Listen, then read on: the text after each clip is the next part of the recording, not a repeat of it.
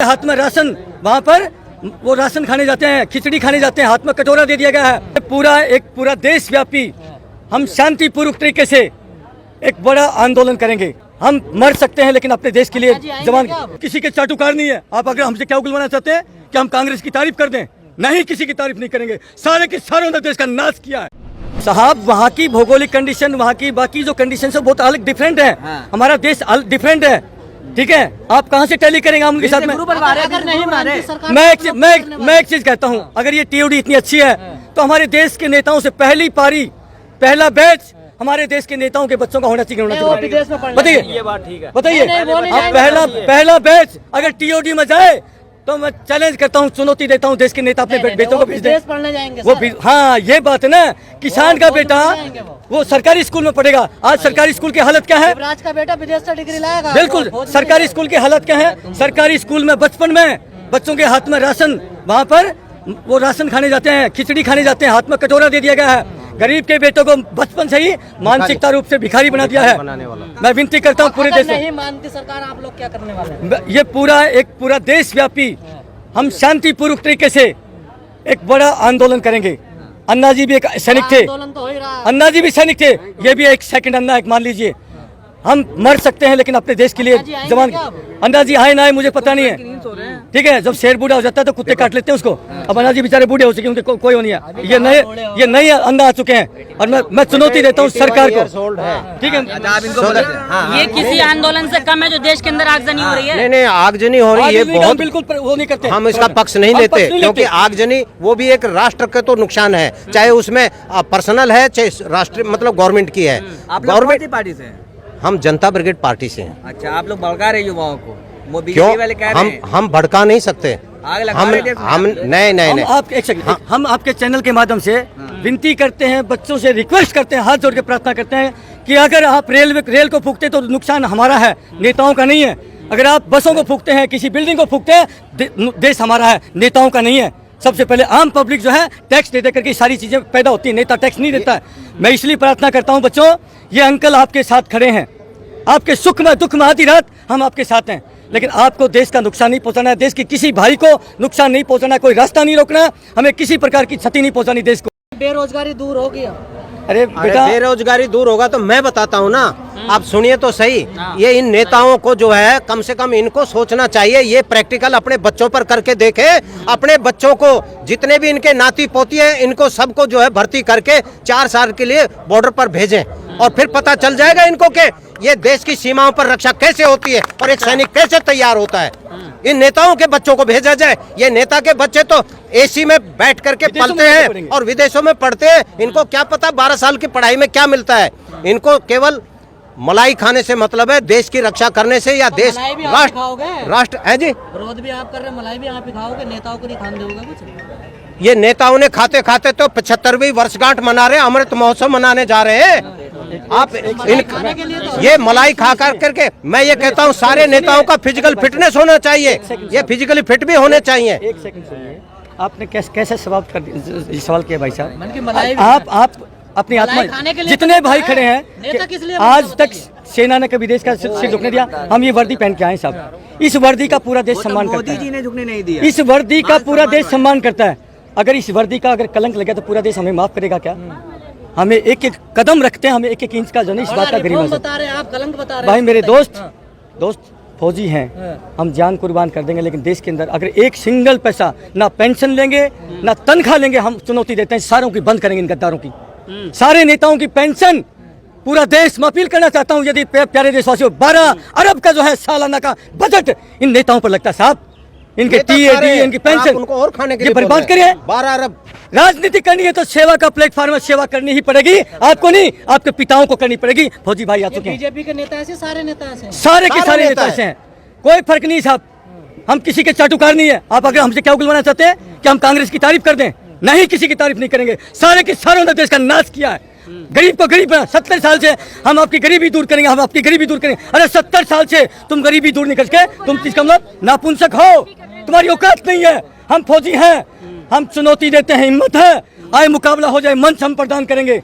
देखना है तुम्हारे क्या दिल में है और क्या इन फौजियों के दिल में है, ठीक है साहब?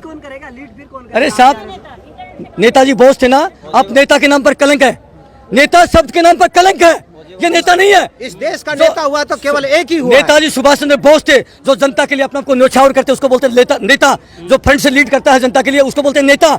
ये तो किसी नेता ने कुर्बानी दी है? नेता कुर्बानी लेते हैं और सैनिक कुर्बानी देते हैं, ये डिफरेंस है साहब, जमीन आसमान का अंतर है। ये सारे कांग्रेसी कह रहे हैं कुर्बानी दी है। अरे साहब, इनको तो देख लिया, पूरे देश ने देख लिया, क्या बात करें, 70 साल से इनको देखते आए, कब नहीं तो 8 साल में कैसा लगा? नहीं, ये क्या कर देंगे? देखिए, मैं आज फिर कह रहा हूँ, पिछले 70 साल में जो काम हुआ, इन्होंने 8 साल में उसको बर्बाद कर दिया। मुझे इतना कहने में कोई संकोच नहीं है। मैं कांग्रेस पहले के वक्त में फिर भी ये देश महफूज था। इस देश में जाति धर्म में किसी प्रकार की नफरत नहीं थी। इतने साल से कभी कोई हमने देखा नहीं कि हिंदू खतरे में है, हमने नहीं देखा। आज 8 साल में हिंदू खतरे में है। मेरे देश का पीएम है वो हिंदू है, मुख्यमंत्री वो हिंदू है, राष्ट्रपति हिंदू है, और फिर उसके बाद में मेरे देश का हिंदू खतरे में है, तो इनको कुर्सी छोड़ देनी चाहिए साहब। हम फौजी हैं, फौजी की कोई जात धर्म नहीं होती, फौजी की कोई जात धर्म नहीं होती। जब सैनिक सीमा पर खड़ा होता है तो वो देश के लिए होता है, पीछा अगर शहीद होता है तो देश के लिए होता है, जात धर्म के लिए नहीं होता। हम 30 साल हम कंगना रनौत बोल रही हैं कि गुरुकुल की परंपरा को बढ़ावा मिला। कंगना रनौत के लिए हम कुछ नहीं कहना चाहेंगे, क्योंकि कंगना रनौत का नाम मत लीजिए। ये नाचने गाने वालों ने ही तो इस देश का नाश किया है। अंग्रेजों के जो अय्यासी हुआ करते थे यही तो होते थे, सब उनका मनोरंजन का साधन यही लोग हुआ करते थे। आज फिल्मी इंडस्ट्रीज को इतना बढ़ावा दे करके उनको इतना वो कर दिया हाईलाइट कि देश का जो है, आज हमारे देश के अंदर एक भी गोल्ड मेडल लेके आया कोई स्पोर्ट्स के अंदर? हमारे देश वीरों का देश है, क्या एक भी गोल्ड मेडल लेके आया है? हमें बताइए। एक नीरज चोपड़ा लेके आया इस बार गोल्ड मेडल, वो भी एक सैनिक लेके आया। आप लोगों को गर्व होना चाहिए, आप मीडिया पर्सन है, आप लोगों को फिर हमसे पूछते हैं इस देश का लीडिंग कौन करेगा? क्या आपको इस वर्दी पर शक है? देश के वीरों पर जो देश की सीमाओं पर रक्षा किए हैं, पूर्व सैनिकों पर क्या विश्वास नहीं? पर बैठे वो भी तो वर्दीधारी हैं। कौन सा वर्दीधारी है? मुझे एक अच्छा है, आप मुझे एक का नाम बताइए, कौन है वर्दीधारी? जनरल वीके सिंह कह रहे। जनरल वीके सिंह, उन्होंने भी क्या नाम बड़ा वो किया था कि मेरी उम्र कम है, ये बड़ा उसके ऊपर वो 6 महीने सिर्फ मतलब 6 महीने कम नौकरी हुई थी, 6 महीने बढ़ाने के लिए कोर्ट तक चले गए और यहाँ 4 साल को सही ठहरा रहे हैं। जनरल साहब शर्म करो थोड़ी बहुत, आकर थोड़ी सी भी लज्जा बची हो तो। आप हरियाणा के हैं और मैं भी हरियाणा का हूँ, आप हरियाणा का नाम डबो रहे हैं, कैसे जनरल साहब आप? और आप जितने जनरल कर्नल जो आज इस टीओडी का समर्थन कर रहे हैं, ये देश कभी माफ नहीं करेगा आप लोगों को। ये देश कभी उन सैनिकों को माफ नहीं करेगा जो आज किसान के बेटों का इस स्कीम के तहत समर्थन कर रहे हैं। तो मैं विनती करता हूँ, आप सैनिक हैं, सैनिक की गरिमा होती है, सही को सही कहना और गलत को गलत कहना, वो होता है सच्चा सैनिक। और सैनिक यदि जात धर्म में बंटने लगा, अनर्थ हो जाएगा। मैं उन सैनिकों से भी कहता हूँ, मैं देख रहा हूँ बहुत सारे व्हाट्सएप ग्रुप में जुड़ा हूँ मैं, कुछ सैनिक हिंदू मुस्लिम की नफरत फैला रहे हैं। अरे धिक्कार है आप लोगों को सैनिक कहलाना। आप 25 साल 30 साल सेना में नौकरी करके आए और आज वहां से रिटायरमेंट होकर के आप क्या सीख के आए? अरे सेना हमें सिखाती है देश के अंदर हिंदू मुसलमान सिख ईसाई, ये मेरा प्यारा वतन है, ये हमें सिखाती है। और तुम गद्दार हो, तुम सैनिक के नाम पर कलंक हो। जो आज हिंदू मुसलमान के अंदर, देश के अंदर जो हिंदू मुसलमान दंगे करवाने वाली पार्टी है, उसका समर्थन करते हो। धिक्कार है आप लोगों पर सैनिक कहलाना। अरे तो पहले तो अब कैसे सैनिक हो? युवा ही कहते थे हमें कुछ नहीं चाहिए, मंदिर चाहिए, मंदिर बन गया, आप क्या हो? मेरे भाई, देश की नौजवान शक्ति है, हमारा एक ही नारा है, बहुत हुआ धर्म और जात, आओ करे देश की बात। केवल देश की बात होनी चाहिए, मंदिर मस्जिद की बात मत करो। आप देश को तोड़ने की बात करते हैं, हम इसके बिल्कुल विरोध में करते हैं, लेकिन बंद की बात सुनते नहीं साहब। जनता कितनी पीड़ित है, जनता कितनी परेशान है। मेरे पास फोन आ रहे हैं, कितने बच्चे रो रहे हैं, बिलख रहे हैं, सर क्या करें, हम डिप्रेशन में जा रहे हैं साहब। मैं अगर सुना, मैं सुना, मोदी जी मैं की बात करते। देखिए, मैं तो एक चीज कहता हूँ, मोदी साहब आपको भगवान सद्बुद्धि दे, आप देश का भला करें, देश को मत तोड़ें और देश को ठीक से चलाएं। आपको भगवान ने मौका दिया है, अन्यथा भगवान आपको कभी माफ नहीं करेगा, आपको श्राप लगेगा इन बच्चों का। ये बिलख रहे हैं, मेरे पास खुद फोन आ रहे साहब, मेरी आंखों में पानी आ जाता है। ऐसे ऐसे बच्चे जो ना गरीबों के, अंकल जी हमने इतने लाख लगा दिए, कोचिंग ली, इतना यहाँ रह करके, गरीब के बेटे कहीं बिहार से कहीं यूपी से, अरे साहब इन्होंने देश का बर्बाद कर दिया साहब। मेरे से बोलने नहीं देता। मेरी प्रार्थना करता हूँ कि मोदी साहब सोचिए जरा, इस स्कीम को वापस लीजिए। और सबसे पहले आपने जो जिन बच्चों ने फिजिकल मेडिकल सारी चीज क्वालिफाई कर ली थी, उनको सबसे पहले मौका दीजिए। टीओडी लेके आनी है तो लिया ना बाद में। अरे उन बच्चों को जिन्होंने 2-2 साल इंतजार किया रिजल्ट का, ज्वाइनिंग का रिजल्ट किया, आपको उनको मौका देना चाहिए साहब, अन्यथा ऐसा श्राप लगेगा कि आपको भगवान माफ नहीं करेगा, आपकी ऐसी सजा होगी। ये सूबेदार एक फौजी भाई बोल रहा है आपको।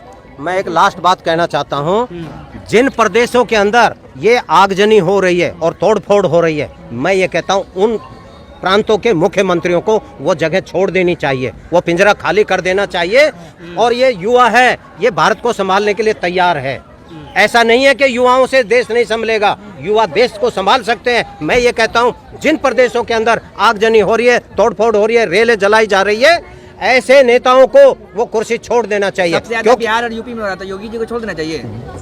अगर वो कंट्रोल नहीं कर सकते तो छोड़ देना चाहिए। मैं केवल किसी एक को भी नहीं कहता, मैं ये कहता हूँ देश के अंदर, जिस प्रदेश के अंदर ज्यादा तोड़